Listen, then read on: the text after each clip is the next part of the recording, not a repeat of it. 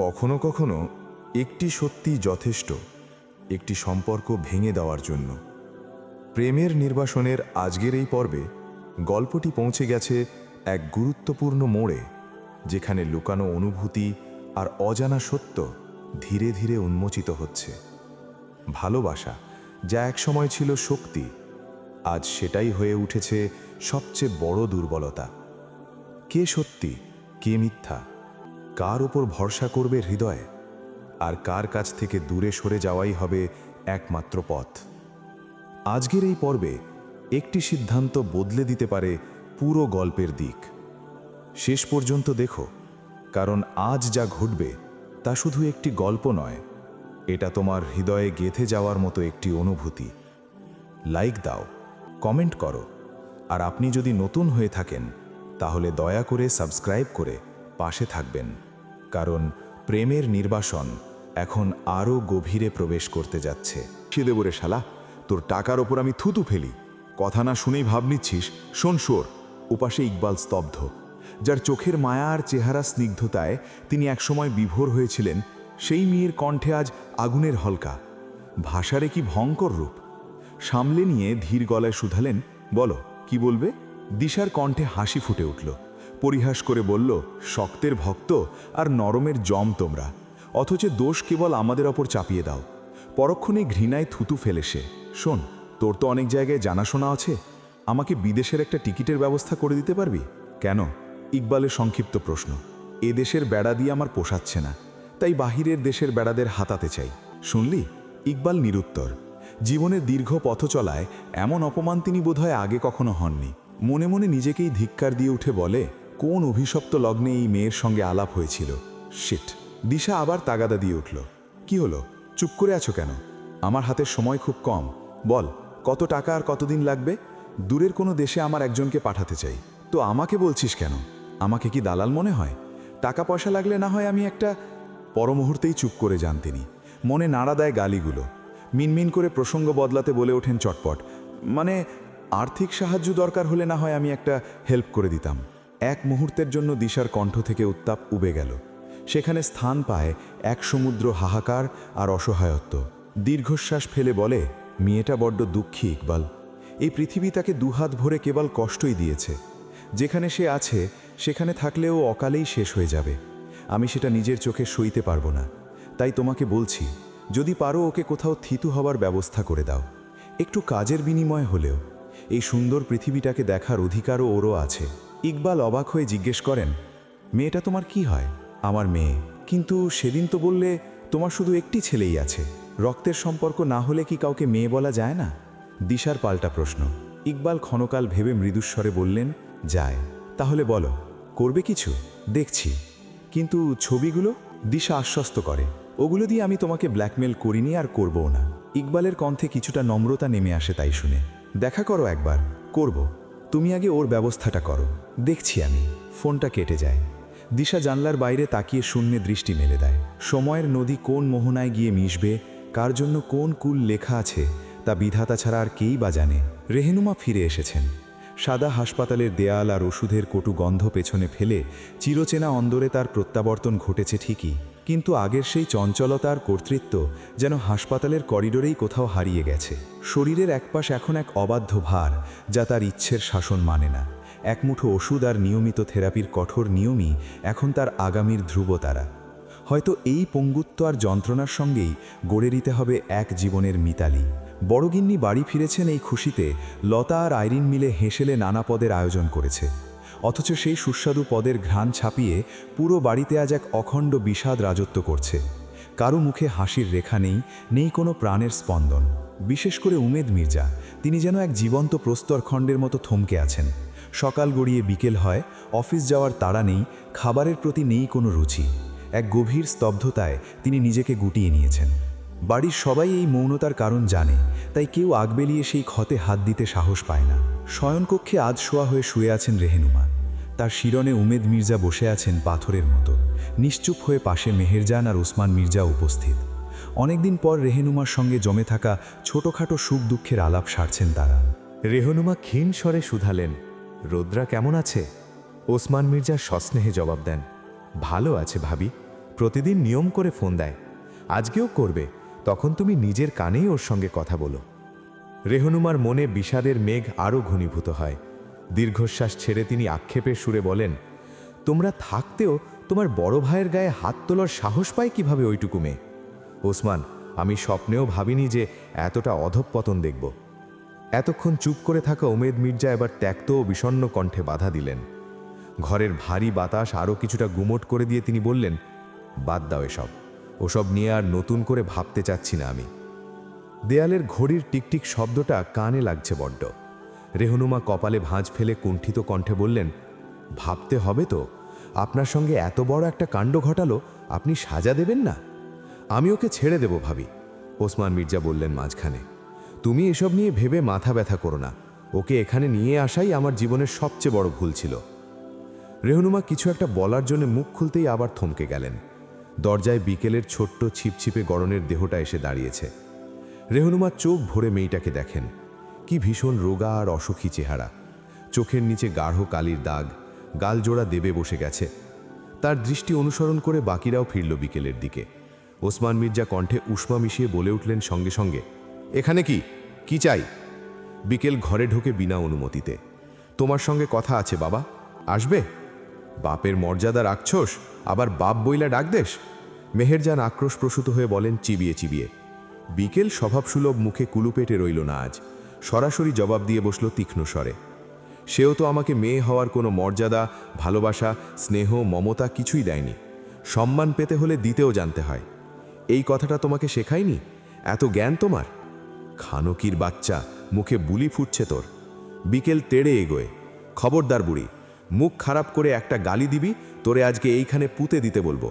Harassment বহুত সহ্য করছি, আর না। দরকার পড়লে বাকি জীবন ভিক্ষা করে খাবো, তাও এই পরিবারে থাকবো না। তো বেরিয়ে যা, কেন অশান্তি দিচ্ছিস আমাদের? বিটেল ওসমানের দিকে তাকায়। এই মানুষটাকে দেখলে আগে ওর কষ্ট লাগত, মায়াবোধ তৈরি হতো। তার থেকে একটুখানি যত্ন, স্নেহ পাওয়ার জন্যে ছটফট করত হৃদয়। আর আজ তৈরি হয় করুণা, একই সঙ্গে আফসোস। এর চেয়ে এতিম হলেও ভালো হতো বোধহয়। হৃদয় চিরে একটা দীর্ঘশ্বাস বেরিয়েই আসে ওর। ঘাড় নেড়ে বলে, যাব তো, সব হিসেব বুঝে তারপর যাব। এই বাড়ির অংশে আমারও হক আছে, সেটা আমাকে বুঝিয়ে দাও, আমি চলে যাব। সকলেই অবাক হলেন, ভীষণ রকমের। এ কোন বিকেলকে দেখছে তারা? কথায় কথায় নাকে চোখে কেঁদে কেটে একাকার করা সেই বিকেল এতগুলো পাহাড়ের সমান মানুষের সামনে দাঁড়িয়ে জায়গা জমির ভাগ চাওয়ার কথা বলছে। মেহেরজান বলে উঠলেন খ্যাক খ্যাক করে, দেখলি, দেখাল, এই যে তোর মাইয়া, তোর জন্ম। তুমি মাঝখানে কথা বলতে আসবে না দাদি। বিকেল, তুমিও না বড় মা, এখানে কথা যা হওয়ার আমার আর তার সঙ্গে হবে। সবাইকে স্তব্ধ করে দিয়ে বিকেল ডেকে ওঠে, বলুন ওসমান মির্জা, আমার হক আমাকে প্রাপ্যভাবে দিয়ে দেবেন, নাকি এখানেও আমাকে ঠকাবেন সবাই মিলে, যেভাবে ঠকিয়ে আসতেছেন জন্মের পর থেকে? ওসমান মির্জা বাকরুদ্ধ। উমেদ মির্জা নিজেও বড় বড় চোখে সব দেখছে। তার বিশ্বাস হতে চায় না তাদের সম্মান আজ এতটাই নিচে যে বিকেলের মতো পুচকে মেয়ে এসে বাপের নাম ধরে কথা বলছে। তার অসুস্থ স্ত্রীকে চুপ করিয়ে দিচ্ছে ধমকে। তার মায়ের গায়ে একজন হাত তুলেছে, আর একজন পুঁতে ফেলার হুমকি ধামকি দিচ্ছে। আর এত সব কিছু তাকে দুই চোখ মেলে দেখতে হচ্ছে। এই দিন দেখানোর জন্যই কি বিধাতা বাঁচিয়ে রেখেছিলেন তাকে? বিকেলের ভেতরটা ভেঙে চুড়ে যেতে চায়, কান্না ছিকড়ে বেরোনোর পথ খোঁজে। কিন্তু বিকেল যেন সেই ভোতা হৃদয়ের বিকেল নেই। অন্য কিছুই ভর করেছে আজ এই মেয়েটার উপরে। বিন্দুমাত্র ভয় না পেয়ে কণ্ঠে কাঠিন্য মিশিয়ে বলে চলেছে একের পর এক কথা। এতই যখন আমায় অসহ্য লাগে, ঘৃণা করো, তখন জন্মের পর টুটি চেপে মেরেই ফেলতে। বিশ্বাস করো, আমি হাসরের ময়দানে তোমাকে ক্ষমা করে দিতাম। কিন্তু বাঁচিয়ে রেখে যে নরক যন্ত্রণায় জ্বালিয়ে পুড়িয়ে খাক করলে না, তাতে ক্ষমা করা মানে নিজের ওপর নিজেরই জুলুম করা হয়ে যাবে। তর্জনী তোলে বিকেল, তোমাকে, তারপর তাক করে উমেদ মির্জার দিকে, আপনাকে, মেহেরজানের দিকেও আঙুল নির্দেশ করে বলে, আর তোমাকে। আমি ক্ষমা করব না, ইহজগতে না, পরজগতেও না। রেহনুমা স্থির চোখে চেয়ে আছেন। বিকেলের সঙ্গে তার চোখাচোখি হতেই বিকেল বলে ওঠে, তোমাকে করলাম, কোলে পিঠে নিয়ে কম করনি। রেহনুমা হাত ইশারায় কাছে ডাকলেন, আমার পাশে এসে একটু বয়, কথা শোন। না বড় মা, ক্ষমা পর্যন্তই শেষ, বাকি কিছু আর আশা রেখো না। সম্মান আর দিতে পারছি না, তোমাকেও না। কোথায় কোথায় আঘাত করেছ এই আমাকে, কোথায় কোথায় ভেঙেছ সবাই মিলে, সুদে আসলে একদিন টের পাবে সবাই, মনে রাখিও। তারপর ওসমান মির্জা থমথমে মুখটার দিকে চেয়ে শুধালো, এবার বলো, আমার হক আমি পাবো নাকি পাবো না? ওসমান মির্জা পারছেন না, বিকেলকে মারতে আসেন। কিন্তু কেন যেন মারতে পারছেন না। একটা জড়তা কাজ করছে মনের মধ্যে। কিন্তু কেন? তিনি কি মনে মনে ভয় করছেন বিকেলকে, নাকি বিকেলের পেছনে দাঁড়িয়ে থাকা দিশাকে, নাকি অবচেতন মন তাকে আসামির কাঠগড়ায় দাঁড় করিয়ে দিয়েছে অলরেডি? তা বুঝতে পেরেই এই জড়তা কোনটা? বিকেল হাসল হঠাৎ করেই। ওসমান মির্জাকে কাঠ পুতুলির মতো এমন দাঁড়িয়ে চিন্তিত মুখে থাকতে দেখে বলে উঠল, ওহ, তোমার তো কিছু নেই, যা আছে সবই তোমার বড় ভাইজানের। সে তোমাকেই দেয় কিনা আর তো আমি পাবো, যাকগে, দান করে দিয়ে গেলাম সেসব। যদি পেয়ে থাকো, বিক্রি করে যতদিন পারো খেও, কেমন? আমি অপেক্ষা করব তোমার ধ্বংস দেখার। বিকেল এতক্ষণ চুপ করে বসে থাকলেও আর হাত গুটিয়ে থাকতে পারলেন না তিনি। এগিয়ে এলেন চিৎকার করে। বিকেল ওসমান মির্জার পেছনে থাকা উমেদ মির্জার মুখোমুখি হওয়ার প্রস্তুতি নিল। আস্তে বলল নির্লিপ্ত স্বরে, আমি বয়রা না, আস্তে বললেও শুনি। তোমার এত বড় আস্পর্ধা? উমেদ মির্জা হাত তুলে মারতে নিতেই আবার গুটিয়ে ফেললেন আচানক। বিকেল হেসে কুটি কুটি হলো তাই দেখে। পেট চেপে ধরে হাসির দমক সামলে বলতে লাগলো, হো রে, যাক, আমার মায়ের থাপ্পড়টা বৃথা যায়নি। ভাবছেন আমিও না দিয়ে বসি? ভালো ভালো। উমেদ মির্জা দাঁত কিড়মিড় করেন। ওসমান এসে ওর বাহু ধরে ঝাঁকি দিতেই বিকেল কণ্ঠস্বর কঠিন করে শুধালো, আমার হাত ছাড়ো, খবরদার, একটা স্পর্শও করবে না, কেউ না। ওই মাগিরে আমি দেখে নেব, সঙ্গে তোকেও। তোরা দুইজনে জোড়া বাঁধছস। তোমরা যেন জোড়া বেঁধেছিলে সবসময়, আমরাও বেঁধেছি, দোষ কি তাতে? পার্থক্য তোমাদেরটা শয়তানের জোড়া, আমাদেরটা ভালো মানুষের জোড়া। হাত ঝামটা দিয়ে ছাড়িয়ে নিল বিকেল। এই পরিবারটার একদিন ধ্বংস হোক, ধ্বংস হোক, ধ্বংস হোক। তোমরা দু ভাই যেন মরার সময় পানিটাও না পাও। আমি দোয়া করলাম, দোয়া।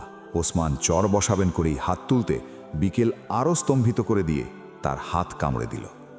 এত জোরে ওসমান ভয়ঙ্কর চিৎকারে ফেটে পড়লেন। বিকেল সরল হাত দিয়ে দাঁত মুছে নিল, একদলা থুতু ছুঁড়ে দিল সবাইকে উদ্দেশ্য করে। দরজায় এসে দাঁড়ালো দিশা, চোখে মুখে অবাক চাউনি। বিকেল তার দিকে তাকিয়ে জানালো, দিশিমা, কামড়ে। মনটায় বড়ই শান্তি লাগতেছে। দিশা হাত বাড়িয়ে বিকেলকে টেনে নিল, আসো। তারপর দুইজনে চম্পট হলো এই ঘর থেকে। ওসমান মির্জা ব্যথায় কাতর, উমেদ মির্জা অপমানে পাথর। মাঝখান থেকে রেহনুমার মনে হয় যে ঝড়ের আশঙ্কায় তিনি এতগুলো বছর তিল তিল করে বেঁচেছিলেন, সেই ঝড় অসম্ভব প্রলয়ঙ্কারী রূপে মির্জা পরিবার তছনছ করতে এসেছে। শেষমেশ কাউকে আস্ত রাখলেই হয়। এত সাহসী হয়ে উঠলি কবে থেকে? দিশার প্রশ্নে ঝরে পড়ে বিস্ময়।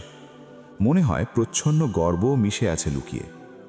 বিকেল শান্ত গলায় জবাব দিল, তোমার থেকেই মা। তুমিই তো শিখিয়েছ, নরম হতে নেই, নিজের সত্তার সঙ্গে আপোষ করতে নেই। দিশা ম্লান হাসল। মেয়ের মাথায় আলতো করে হাত বুলিয়ে সে পুনরায় কাজে মন দেয়। বিছানার উপর রাখা বড় লাগেজটায় দ্রুত হাতে কাপড় গোছাতে শুরু করে সে। বিকেল বিছানায় পা দুলিয়ে বসে। কৌতূহলী চোখে চেয়ে জিজ্ঞেস করল, আমরা কি কোথাও যাচ্ছি? দিশা মুখ তুলে চায়। চোখের কোণে দৃঢ়তা মেখে বলল, তুই না সেদিন যেতে চেয়েছিলি অনেক দূরে? বিকেলের চোখে মুখে এক পলকে যেন বিদ্যুৎ খেলে গেল। সত্যি বলছো? দিশা মাথা নেড়ে সায় দিল। তারপর আলমারির গভীর থেকে একটি পুরনো কাঁসার বাক্স বের করে আনে। বাক্সের ডালাটা খুলতেই বিকেলের চোখ ছানা বড়া। দিশা ভেতর থেকে একটি ভারী হার তুলে ধরল। কারুকাজ করা নকশার উপর আঙুল বুলিয়ে বলল, সুন্দর না? বিকেল বিমুগ্ধ কণ্ঠে বলল, দারুণ কাজ তো। জানিস এটাতে কত ভরি সোনা আছে? কত? 4.5 ভরি। বিকেল অবাক হয়ে বলল, বাপ রে, অনেক তো। দিশা হাসে। তারপর একজোড়া কঙ্কন দেখালো। এই বালাজোড়া দেখ, এতেও 2 ভরির ওপরে আছে। আমার খুব শখের জিনিস। নকশাটা আমি নিজে দাঁড়িয়ে থেকে করিয়েছিলাম। বিকেল বিস্ময় ভরা গলায় বলল, তোমার কাছে তো অনেক সম্পদ মা, তুমি তো দেখি বেশ বড় লোক। দিশার অধরে এক চিলোটে ম্লান হাসি ফুটে উঠল। বড় অঙ্কের টাকা পয়সা কম দেখিনি এ জন্মে। কেন যেন উল্টোপাল্টা খরচের বদলে সবসময় জমানোর হিসেবটা আসতো মাথায়। তাই আজ এত কিছু। ভাগ্যিস করেছিলাম, না হয় আজকের দিনে কি যে হতো। হাতড়ে হাতড়ে একজোড়া ছোট কানের দুলো বের করে আনলো সে। এটাতেও 5-6 আনার কম হবে না সোনা বলে এগুলো সব বিক্রি করে দেব। বিকেল যেন আকাশ থেকে পড়ল এই শুনে। মানে বিক্রি করবে কেন এত সুন্দর জিনিসগুলো? দরকার আছে।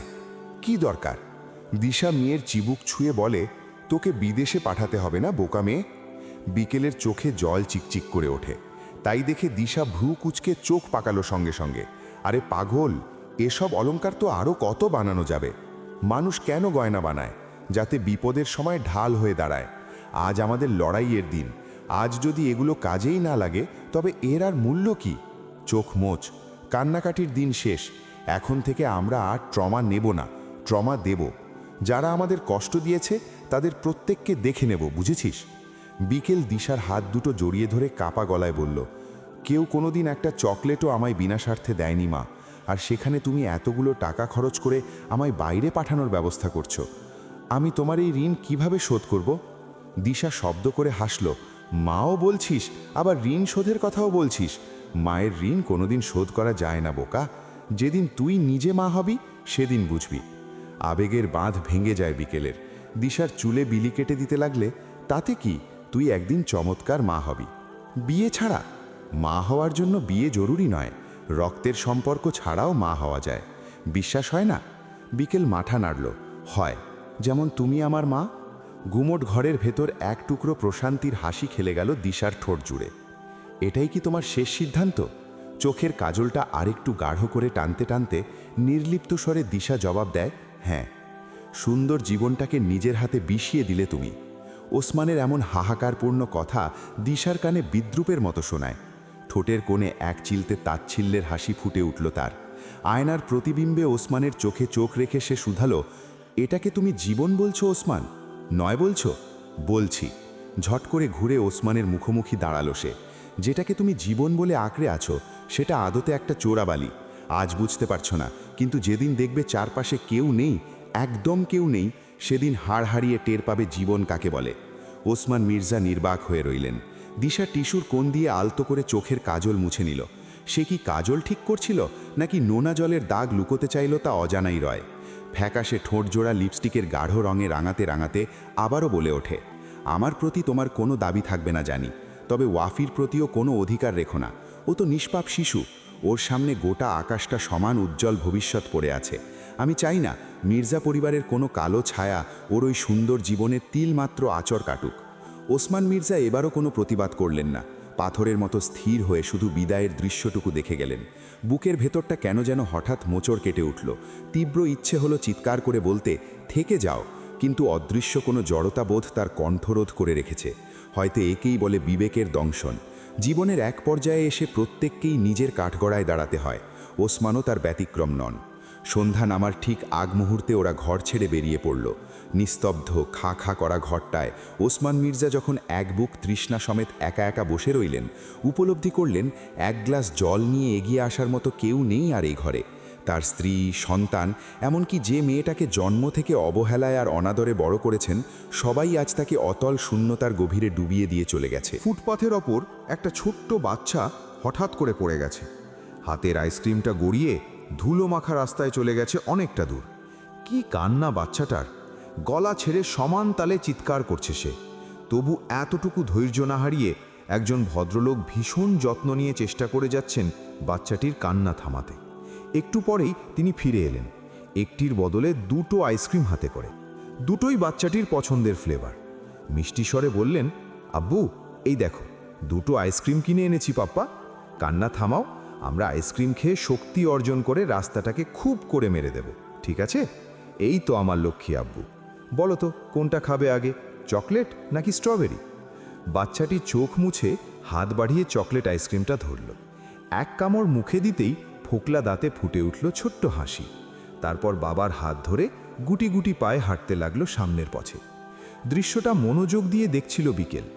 অজান্তেই তার চোখ দুটো ঝাপসা হয়ে আসে। দৃষ্টি সীমানার বাইরে যেতেই সে মাথা নিচু করে ফেলে। এক ফোঁটা জল টুপ করে পড়ে গেল হাতে ধরা ভুট্টার ঠোঙার ওপর। ওরা বসে আছে জিয়া উদ্যানের সামনের সেই জায়গাটাতেই যেখানে সেই রাতে এসেছিল তারা।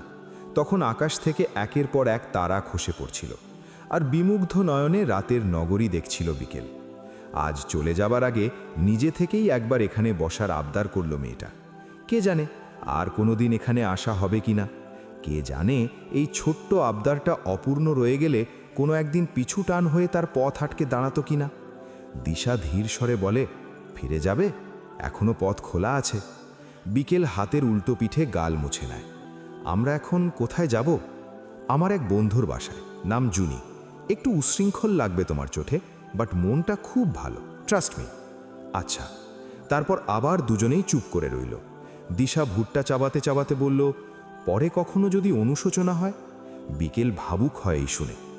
আজ যদি ফিরে যাই তবে একদিন অনুশোচনা হবেই। সেদিন রাস্তা খোলা ছিল, গন্তব্য জানা ছিল, একটা উপায়ও ছিল। তবু আমি হেলায় সেই সুযোগটা হারিয়ে নিজেকেই নির্বাসনে পাঠিয়ে দিয়েছিলাম। ওই অনুশোচনাটা না হোক অন্তত। দিশা তাকিয়ে রইল কিছুক্ষণ, তারপর মৃদু হেসে বলে ওঠে, হঠাৎ করেই খুব বড় হয়ে গেছ। বিকেল শান্ত স্বরে জবাব দেয়, মায়ের শাসনেই মেয়েরা নারী হয়ে ওঠে। দিশা কিছু বলে না, শুধু খুব আস্তে একটা হাসি ফুটে উঠল তার ঠোঁট জুড়ে। কিছুক্ষণ পর নীরবতাকে সরিয়ে বিকেলই ডেকে উঠল পুনরায়, মা। দিশা তাকায়। বিকেল ধীর স্বরে বলে, আমি তোমাকে মিস করব মা। দিশার হাত থেমে পড়ে মুহূর্তে, অদ্ভুত চাউনিতে তাকিয়ে রয় বিকেলের দিকে। বিরতি শেষে মেয়েটা পুনরায় যোগ করে, ভীষণ। দিশার চোখ হঠাৎ করেই ছলছল হয়ে উঠল। সে চাউনি সরিয়ে নিল দ্রুত। এই কথাটা অনেকক্ষণ ধরেই বলতে চাইছিল সে, কিন্তু বলতে পারেনি। হয়তো চায়নি মেয়েটা তার মায়ায় আটকে থাকুক। জীবন কত সুন্দর, পৃথিবী কত বিস্তৃত, মেয়েটার দেখার এখনো কত কিছু যে বাকি। জিভ দিয়ে ঠোঁট ভিজিয়ে ধীর স্বরে বলল কেবল, ডানা মেলে আকাশ ছুঁতে শেখো, কোনো এক নীড়কে আকাশ ভেবো না। মায়ার সুতো বড় নরম হলেও একদিন দেখবে তাতেই জড়িয়ে বন্দি হয়ে গেছো। বিকেল আবার চোখ মুছে নিল, ভেজা গলায় জিজ্ঞেস করল, তোমার সঙ্গে আমার আবার কবে দেখা হবে মা? এ প্রশ্নে এক মুহূর্ত থামল দিশা। পর মুহূর্তেই স্বাভাবিক স্বরে বলে উঠল, আসো উঠি, অনেকটা পথ বাকি। বিকেলের হাত ধরে উঠে দাঁড়ালো সে। মাটিতে পড়ে রইল আধখানা ভুট্টা আর কাগজের ঠোঙা। কিছুক্ষণ পরে হয়তো বাতাসে উড়ে যাবে, তারপর ধুলো মাটির সঙ্গেই একসময় মিশে যাবে নিঃশব্দে।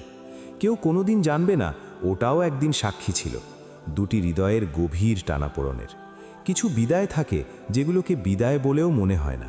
মানুষ ভাবে পথ লম্বা, সময় অনেক, আবার দেখা হবেই। কিন্তু পৃথিবীর সব পথ কি আবার এক জায়গায় এসে মেশে?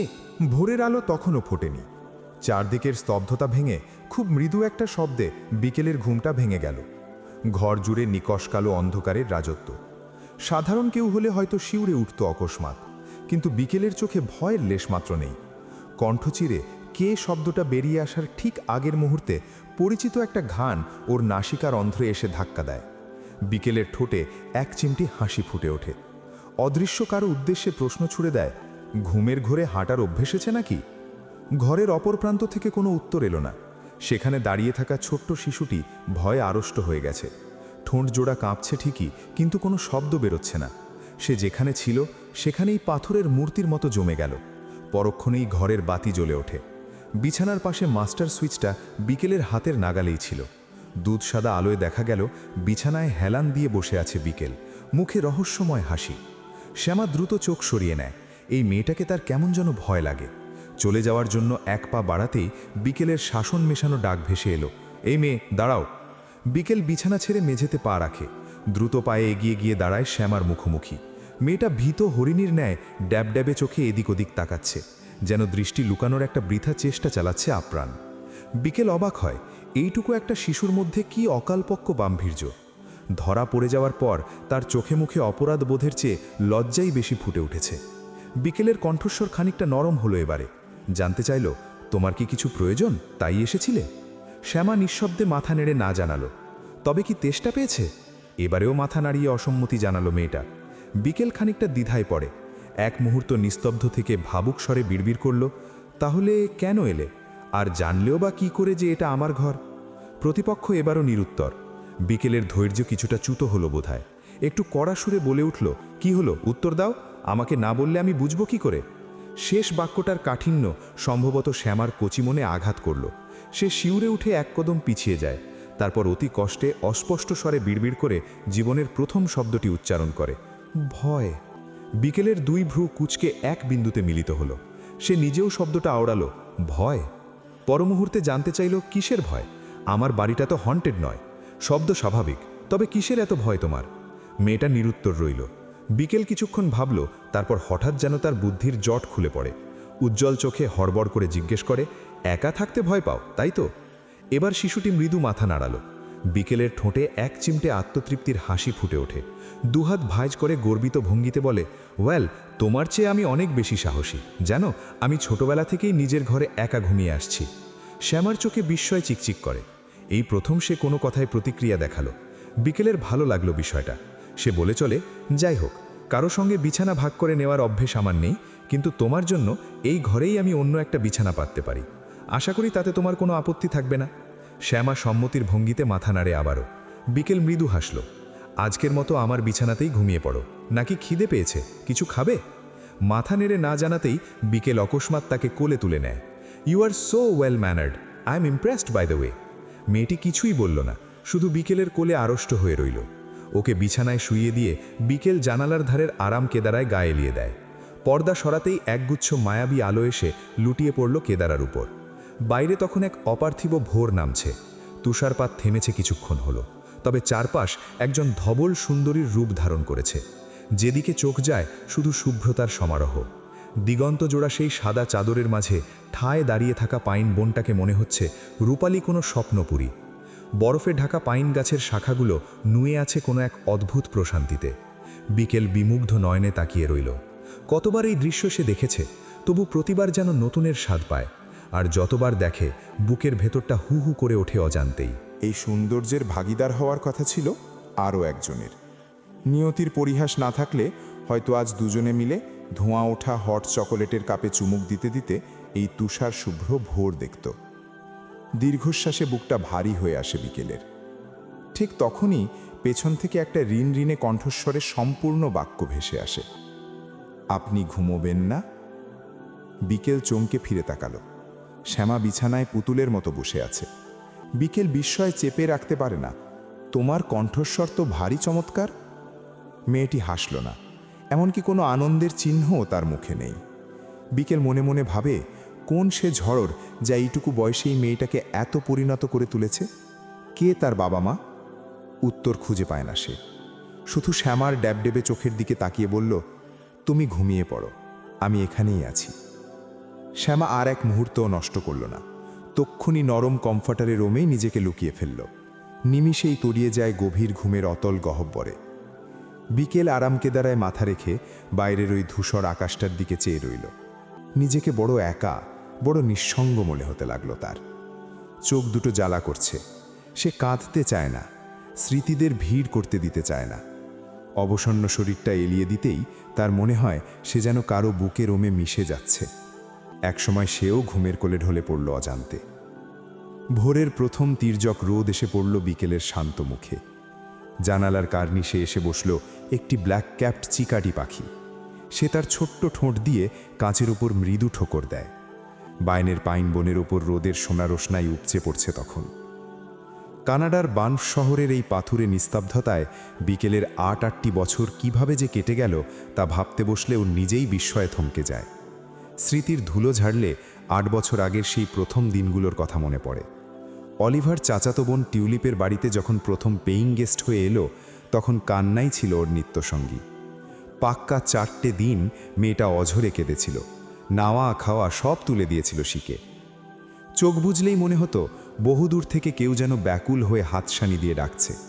সেই ডাকের টানে বুকের ভেতরটা খা খা করত, তৃষ্ণায় গলা ফেটে আসত। গ্লাসের পর গ্লাস পানি খেয়েও সেই অদ্ভুত পিপাসা মিটত না। কি এক অবর্ণনীয় বিষাদ আর অসহনীয় সময় ছিল সেটা। তবে টিউলিপ আর ওর পরিবার ওকে আগলে রেখেছিল গভীর মমতায়। দীর্ঘ পথ ড্রাইভ করে ওকে নিয়ে ঘুরে বেড়ানো, নতুন নতুন জায়গায় হারিয়ে যাওয়া, কত কিনা করেছে বিকেলের মনটা একটু হালকা করার চেষ্টায়। তারপর একদিন এক কিন্ডারগার্টেনের শিক্ষিকা নিয়োগের খবর এলো। দিশা সবসময় বলতো, হানি ইজ মানি, টাকাই এই দুনিয়ার সবচেয়ে চমৎকার লাইফ পার্টনার। বিকেল আর না করেনি। সেই ছোট ছোট দেব শিশুদের ভিড়ে মিশে গিয়ে ও যেন বেঁচে থাকার একটা নতুন মানে খুঁজে পেয়েছিল। সেই যে শুরু, আজ ৮ বছর পর বিকেল এখন এক ক্যাথলিক চার্চের সাথেও যুক্ত। বর্তমানে বিকেল যে বাড়িটিতে থাকে সেটিও টিউলিপের মাধ্যমেই পাওয়া। টিউলিপের স্বামীর এক দূর সম্পর্কের আত্মীয়ের বাড়ি এটি। তারা বেশিরভাগ সময় দেশেই থাকেন, শুধু বছরে একবার মাসখানেকের জন্য ছুটিতে আসেন। বিশাল বাড়িটি দেখাশোনার জন্য একজন বিশ্বস্ত মানুষের প্রয়োজন ছিল তাদের। অন্যদিকে বিকেলেরও তখন একটা নিজস্ব ঠিকানের বড় দরকার ছিল। পরের আশ্রয়ে আর কতদিন? 5 বছর আগে এই বাড়িতে যখন ও থিত হলো, তখন নিজের অজান্তেই বিকেলের মনে পড়ে যাচ্ছিল সেই ছোট্ট মেয়েটার কথা, যে একসময় নিজের ছোট্ট ঘরটুকু গুছিয়ে রাখতে পারত না। আজ সেই মেয়েটি সুদূর প্রবাসে একলা হাতে নিজের পুরো জীবনটাকে গুছিয়ে নিয়েছে। রোজ নিজের সাথে নিজে যুদ্ধ করে যায়, যেন জীবনে কোনো অনুশোচনা দানা বাঁধতে না পারে। নিজেকে ভালো রাখার এই লড়াইয়ে ও এখন অনেক পরিণত।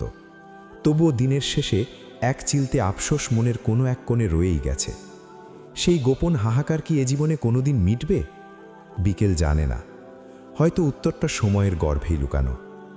হোম থিয়েটারে খুব নিচু স্বরে একটা গান বাজছে, টেইলর সুইফটের পুরনো দিনের সুর। বিকেল আপন মনে গানের তালে ঠোঁট মেলাচ্ছে। That I am not a princess, this ain't a fairy tale. I am not the one Yule sweep of her fit, lead her up the স্টেয়ারওয়েল। This ain't Hollywood, this is a small town. I was a dreamer before you went and let me down. Now it's too late for you and your white horse to come around. ভেতরে আসতে পারি? চেনা কণ্ঠস্বর। বিকেল গান থামিয়ে ফিরে তাকালো। জুলিয়ানকে দেখে ওর সারা মুখে বিরক্তির ছাপ ফুটে ওঠে। চার্চে এখন সপ্তাহখানেকের ছুটি। তীব্র শীতের প্রকোপ কিছুটা কমে শান্তির নিঃশ্বাস ফেলবে যখন জনপদ, তখন আবার শুরু হবে কর্মব্যস্ত দিনের দৌড়াদৌড়ি, ছোটাছুটি। কিন্তু চার্চের ব্যস্ত দিনগুলোর ক্লান্তির চেয়েও এই ছেলেটাকে সামলানো যেন বেশি কঠিন। জুলিয়ানের বাবা বিদেশি হলেও মা ছিলেন খাঁটি বাঙালি, তাই তার বাংলাটা বেশ ঝরঝরে। মূলত এই কারণেই বিকেল তাকে নিজের বাড়িতে পেইং গেস্ট হিসেবে আশ্রয় দিয়েছিল। কিন্তু পরে এসব হবে জানলে কখনোই এই ঝামেলা সে নিজের কাঁধে টেনে নিত না। জুলিয়ান বিকেলের সম্মতির তোয়াক্কা না করেই ভেতরে ঢুকে পড়ল। তাই দেখে কণ্ঠে কিছুটা ঝাঁঝ মিশিয়ে বলল, তোমাকে না বলেছিলাম, রান্নাঘরে আমি যখন কাজ করি তখন কেউ ডিস্টার্ব করলে আমার আনকমফোর্টেবল লাগে। এই সময়টা একান্তই আমার। জুলিয়ান একদম শান্ত স্বরে উত্তর করে, আমি জানি। জেনেও কেন এসেছ? আমি চলে যাচ্ছি মিস বি। পরক্ষণেই নিজেকে শুধরে নিয়ে বলল, সরি মিসেস বি। বিকেল মুহূর্তের জন্য থমকে গেল, দৃষ্টি নত হয়। জুলিয়ানের ওই কটা রঙের চোখে কেমন এক মায়া মেশানো অস্বস্তি আছে। ওর দিকে তাকিয়ে থাকলে বিকেলের মনটা কেমন অস্থির হয়ে ওঠে। নাকি মন একবার একজোড়া চোখের আগুনে এমনভাবে পুড়েছে যে সে আর নতুন কোনো দৃষ্টির মায়ায় নিজেকে জড়াতে চায় না, কে জানে। বিকেল আবার রান্নায় মন দেয়। চুলায় ডালের হাঁড়ি থেকে বুদবুদ উঠছে। একদম সাধারণ বাঙালি রান্না খেয়ে অভ্যস্ত। আজ কমিয়ে রসুন কুচি করতে করতে জানতে চাইল, কোথায় যাচ্ছ? জুলিয়ান হাসল একটু। তুমি জানতে চাইছো? ঠিক বিশ্বাস হচ্ছে না আমার। বিকেল চুপ হয়ে গেল। জুলিয়ান আসার পর থেকেই কেন জানি বিকেলের পেছনে আঠার মতো লেগেছিল। বয়সে বিকেলের চেয়ে 2-3 বছরের ছোটই হবে হয়তো, অথচ হাবভাবে সে যেন বিকেলের অঘোষিত প্রেমিক। মেয়েটার জন্য বিষয়টি প্রচণ্ড অস্বস্তিকর বাটে। সে বারবার কৌশলে জুলিয়ানকে চলে যাওয়ার কথা বুঝিয়ে দিয়েছিল। অথচ আজ যখন ছেলেটি নিজে থেকে বিদায়ের কথা বলছে, বিকেলের মনের কোনো এক কোণে কেন জানি একটু খচখচ করে উঠেছে। জুলিয়ানের ডাকে ঘোর কাটল ওর। Mrs B. বিকেল ফিরে তাকায়। আমি তোমাকে কোনোদিন ভুলব না। জুলিয়ানের সরাসরি এই প্রশংসা বিকেলের অস্বস্তি বাড়িয়ে দেয়। সে চোখ নামিয়ে খুব নিচু স্বরে বলে, ধন্যবাদ, চলি। অযথা ডেকে বসল, কিন্তু কোথায় থাকবে সেটা নিয়ে তোমাকে ভাবতে হবে না বি, একটা গন্তব্য ঠিক জুটে যাবে। মুচকি হাসি ছুঁড়ে দিয়ে পরমুহূর্তেই যোগ করে, অবশ্য ভেবেছিলাম এই গন্তব্যই চিরস্থায়ী ঠিকানা হবে। আই টোল্ড ইউ, আমি বিবাহিত। বিকেলের অস্বস্তি গাঢ় হয়। উসখুস করছে দ্বিধাভরে। নত স্বর নাড়িয়ে কথাটা ছুড়ল কোনো মতে। প্যান বের করে বসিয়ে দিল চুলোয়। ডালের বাগার দিতে হবে। জুলিয়ান স্মিত হেসে শুধায়, যে নেই তার প্রতি তোমার এত আনুগত্য? নিশ্চুপ মেয়েটা। পারবে একটা জীবন এভাবে একা কাটিয়ে দিতে? একটা জীবনই তো, কেটে যাবে। তুমি সত্যিই অনেক শক্ত মনের মানুষ। সম্ভবত এই গুণটাই আমাকে তোমার দিকে টেনেছিল। বিকেল আবার মৃদু হাসল। জুলিয়ান চলে যাওয়ার জন্য দরজার দিকে পা বাড়ায়, কিন্তু দুপা গিয়েই আবার থমকে দাঁড়িয়ে পেছন ফিরে বিকেলের চোখে চোখ রেখে শেষবারের মতো অনুনয় করল, আরেকবার ভেবে দেখা যায় না? অনুরোধ নাকি আক্ষেপ জুলিয়ানের কণ্ঠে কি ঝরে পড়ল তা ঠিক বোঝা যায় না। বিকেলের মায়া হয় বড্ড। ইচ্ছে করছে ছেলেটার সবটুকু বিষাদ এক নিমিষেই ভুলিয়ে দিতে, কিন্তু সে নিরুপায়। মনের ওপর তো জোর খাটানো যায় না, তাই চুপ করেই রইল। ওর মৌনতাই উত্তর হয়। জুলিয়ান বুঝল। স্মিত হেসে বলল, বড় ভাগ্যবান সে যে তোমাকে পেয়েছিল। বড়ই দুর্ভাগ্য আমার, তাকে আমি হৃদয় দিয়েছিলাম। বিকেলের চোখের কোণ চকচক করে ওঠে। জুলিয়ান কথা বাড়ালো না আর। পিঠের ব্যাগটা দরজার কপাটে মৃদু শব্দ তুলে হারিয়ে গেল। সেই যাওয়ার রেশটুকু বিকেলের কানে অনেকক্ষণ ধরে বাজতে থাকল, এবং ঠিক তখনই মস্তিষ্কে তীব্র গতিতে ছুটে এসে ধাক্কা খায় একটি প্রশ্ন। কুড়িয়ে পাওয়া মেয়েটির ভাষা বাংলা। সে প্রতিটি শব্দ সুন্দর করে সঠিক উচ্চারণে না ভেঙে উচ্চারণ করেছে। কি করে? তবে কি এও কোনো এক কাকতালীয় ঘটনা, নাকি স্রেফ অজানা রহস্যের খেলা? বিকেল বিমূর্ত হয়, স্তব্ধ হয়ে পড়ে। সময় অতিক্রম করে। ঘরটা মুহূর্তে বড় বেশি নিস্তব্ধ হয়ে পড়ে। এরপর সুদূর বানফের সেই বরফ শীতল নীরবতাকেও হার মানায় বাংলাদেশের এই ঘরটির অখণ্ড নিস্তব্ধতা। চারদিকের দেয়ালে দেয়ালে যেন কবরের নিথর নিস্তব্ধতা লেপ্টে আছে। কোথাও কোনো আলোর আভাস নেই। নিকষ কালো অন্ধকার কামড়ে ধরেছে চারপাশ। উত্তরে হাওয়া খোলা জানালা দিয়ে তীব্র বেগে ঘরে ঢুকছে, কিন্তু সেই হাড় কাঁপানো শীতকে অগ্রাহ্য করেই মূর্তির মতো দাঁড়িয়ে আছে একজন। উঁচু লম্বা এক সুঠাম অবয়ব, পরনে একটি ফ্যাকাশে সবুজ রঙের ক্ষয়ে যাওয়া পাঞ্জাবি, যার বুকের দিকের একটা বোতাম বহুদিন আগেই ছেড়ে হারিয়ে গেছে। শীত থেকে বাঁচার কোনো তাগিদ নেই, কোনো আবরণ নেই গায়ে। সে যেন এক অন্য জগতের বাসিন্দা। এক মনে শুধু সিগারেটের পর সিগারেট টেনে যাচ্ছে সে। আগুনের লাল স্ফুলিঙ্গ অন্ধকারের মাঝে ক্ষণে ক্ষণে জ্বলে উঠছে, আর ধোঁয়ার কুণ্ডলি মিশে যাচ্ছে জমাট বাঁধা অন্ধকারে। উদ্ভ্রান্ত চেহারা, কাঁধ অবধি নেমে আসা অবিন্যস্ত চুলে তাকে কোনো এক পরাজিত সৈনিকের মতো দেখায়। অযত্নে বেড়ে ওঠা দাড়ি আর ভেঙে যাওয়া চোয়ালে এক বুক হাহাকার স্পষ্ট। চোখ দুটোর দিকে তাকালে শিউরে উঠতে হয়। সেখানে কেবলই খেলা করছে বিষাব এবং শূন্যতা। মানুষটা যেন নিঃশ্বাসটুকু সম্বল করে কোনো মতে টিকে আছে কোনো রকমে, অথচ তার আত্মার মৃত্যু হয়েছে বহু আগেই। শীতল বাতাস ঘর জুড়ে দাপিয়ে বেড়ায়, কিন্তু তার কোনো ভ্রুক্ষেপ নেই। সে শুধু তাকিয়ে আছে অন্ধকারের দিকে।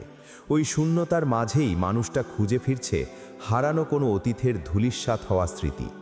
ঘরের দরজায় টোকা পড়ে। রোদ্দুরের ধ্যান ভেঙে খান খান হয়।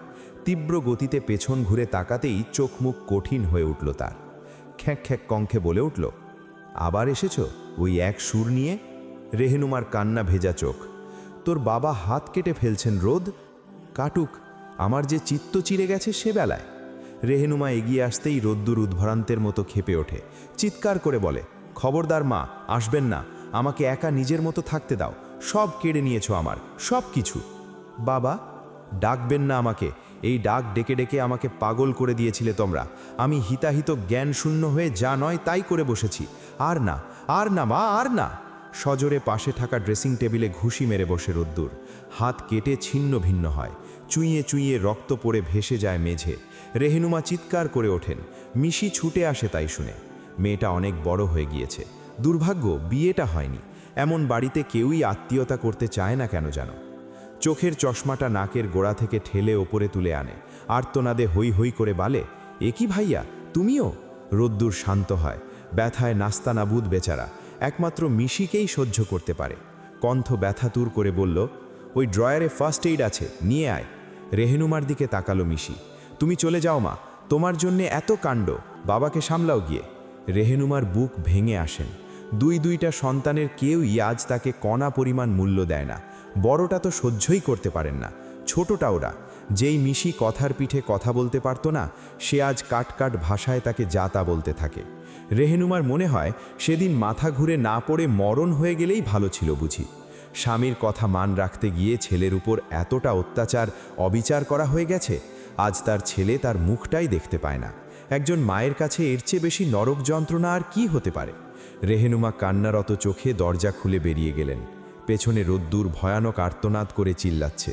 মিশি ক্ষতে হেক্সিসল মেশানো তুলো চেপে ধরেছে নিজের সর্বশক্তি দিয়ে। রাত গভীর থেকে গভীরতর হচ্ছে। আকাশ আজ চাঁদ তারাবিহীন এক নিশ্ছিদ্র অন্ধকারের চাদরে ঢাকা। চারপাশের নিস্তব্ধতা যেন পাথুলে স্তব্ধতার রূপ, যেখানে বাতাসের দীর্ঘশ্বাসও শোনা বারণ। এই ঘুটঘুটে আধারের মাঝে ব্যথার নীল দহনে মুখ কুঁচকে বসে আছে রোদ্দুর। তার পাশেই মিশি, মমতাময়ী হাতের স্পর্শে সাদা ব্যান্ডেজ দিয়ে ভাইয়ের ক্ষতস্থানে পট্টি বাঁধছে সে। খুব যন্ত্রণা দেবে রে, স্থিমিত কণ্ঠে আশঙ্কার সুর মিশির। ব্যান্ডেজ বাঁধার পর সে চোখ তুলে চাইল ভাইয়ের পাণ্ডুর মুখখানির দিকে। যন্ত্রণায় শরীরটা ধনুকের মতো কুঁকড়ে গেলেও রোদ্দুরের ঠোঁটের কোণে এক চিলতে অমলিন হাসি লেগে আছে। সে সগৌরবে বলে উঠল, দিক না, এর চেয়ে কয়েক হাজার গুণ বেশি দহন্ত বুকের গহীন শ্মশানে দাফন করে রেখেছি। এ তো সামান্য তুচ্ছ এক আঁচড় মাত্র। মিশি অপলক তাকিয়ে রয়, মনের অজান্তেই স্মৃতির ধূসর পাতাগুলো উল্টাতে বসে। কত উজ্জ্বল ছিল এই ছেলেটা, ছাটা দাড়ি গোঁফ আর পরিপাটি করে আঁচড়ানো চুলে, যাকে দেখলে মনের কোণে এক পশলা স্নিগ্ধতা নেমে আসত। সেই মানুষটা আজ এক জীবন্ত ধ্বংসস্তূপ। যার চপল হাসিতে একসময় পুরো বাড়ি ম ম করত, সে আজ হাসতে ভুলে গেছে কয়েক যুগ ধরে। সেই টকবগে প্রাণোচ্ছল মির্জা পরিবার আজ এক নীরব শ্মশান। যে বাড়ির দেওয়ালে দেওয়ালে একসময় কোলাহলের প্রতিধ্বনি বাজত, আজ সেখানে কেবল কান পাতলে শোনা যায় বুক চিরে বেরিয়ে আসা গুমোট দীর্ঘশ্বাস। সে দীর্ঘশ্বাস আটকানোর সাধ্য এই নিঝুম রাতেরও নেই।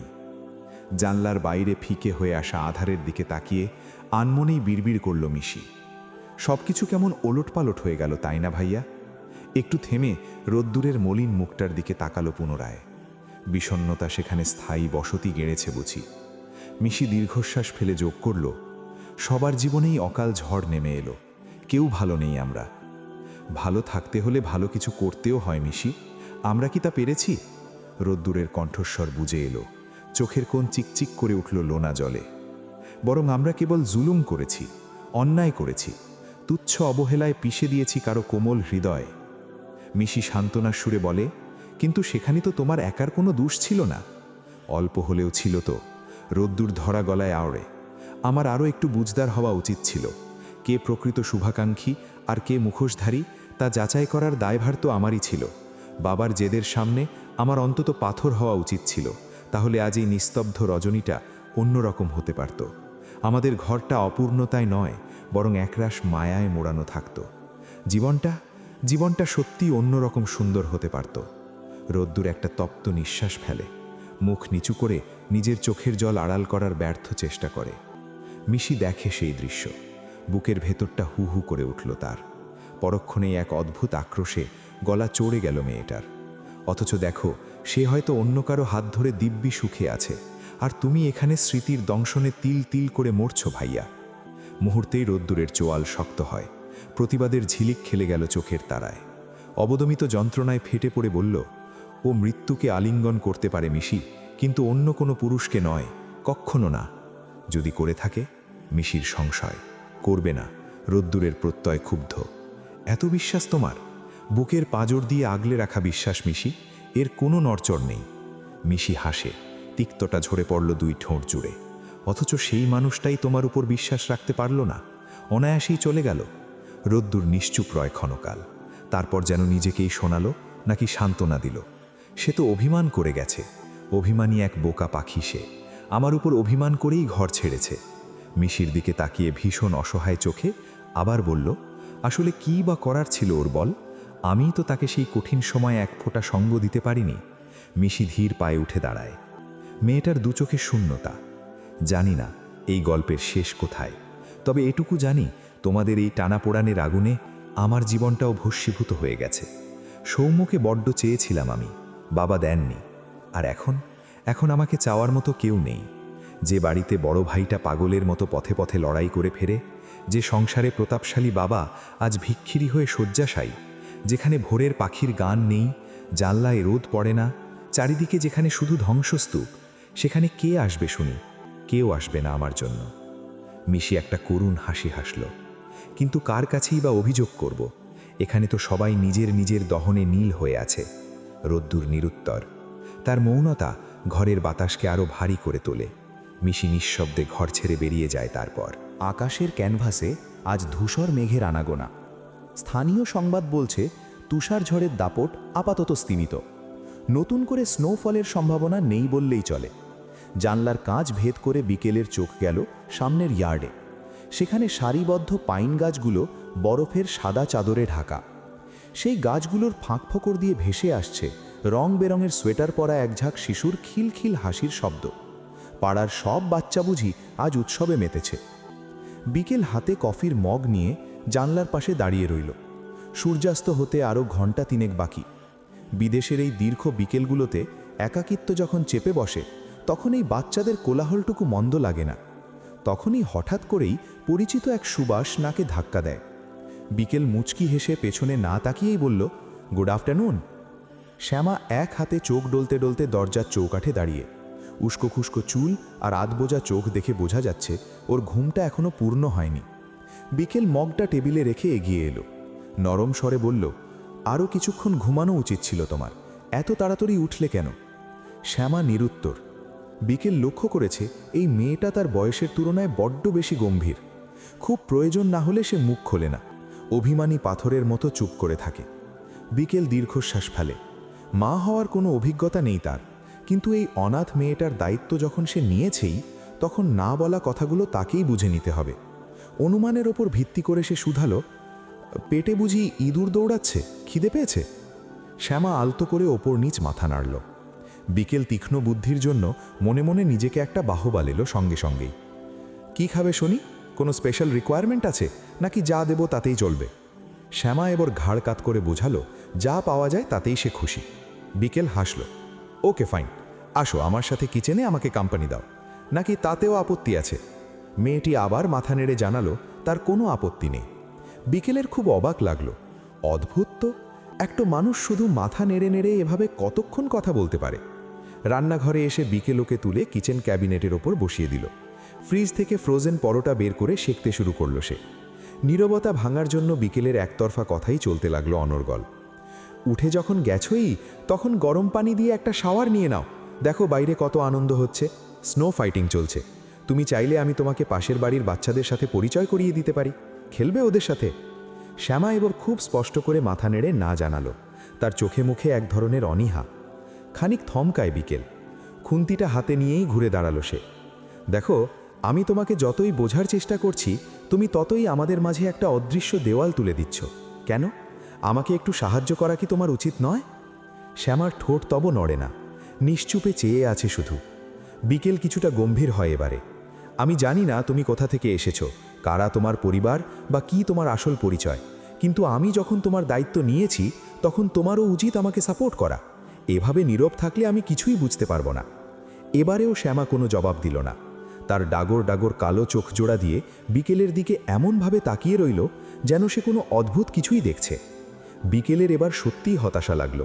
কিছুটা বিরক্তি মেশানো গলায় বলে ফেলে, আমার দেখার সবচেয়ে অদ্ভুত বাচ্চা তুমি। কেন জানি না, আমার লাইফে যা আসে সবই কেমন উল্টোপাল্টা আর অ্যাবনর্মাল হয়।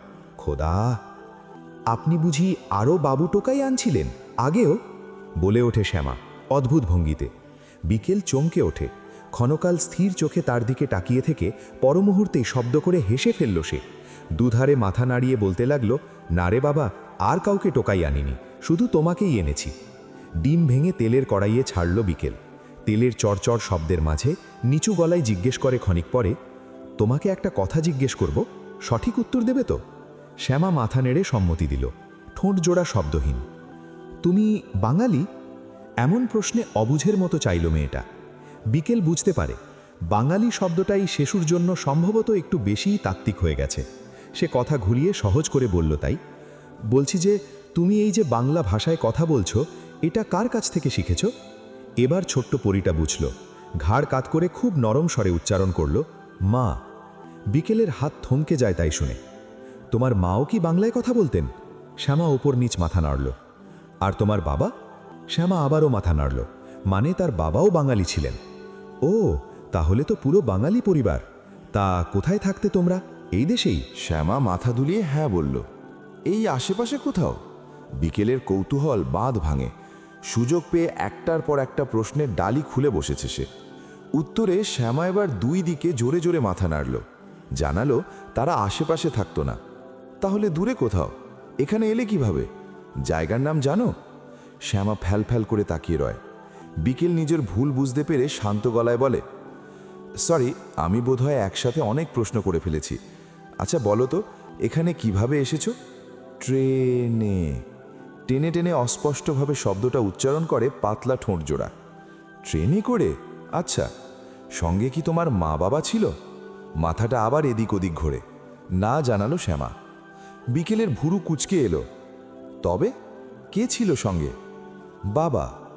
ছোট্ট উত্তর সারতেই বিকেল কপাল কুঁচকে বলল, শুধু তোমার বাবা ছিল? শ্যামা হ্যাঁ বলতেই তার বুকের ভিতরটা মোচড় দিয়ে উঠল। মেয়েটা কি তবে হারিয়ে গেছে? যদি তাই হয় তবে তো সে বিশাল বড় ভুল করেছে ওকে এভাবে নিজের কাছে রেখে। হয়তো ওর বাবা মা ওকে হন্যে হয়ে খুঁজছে। পুলিশে খবর দেওয়াটা এখন জরুরি হয়ে পড়েছে।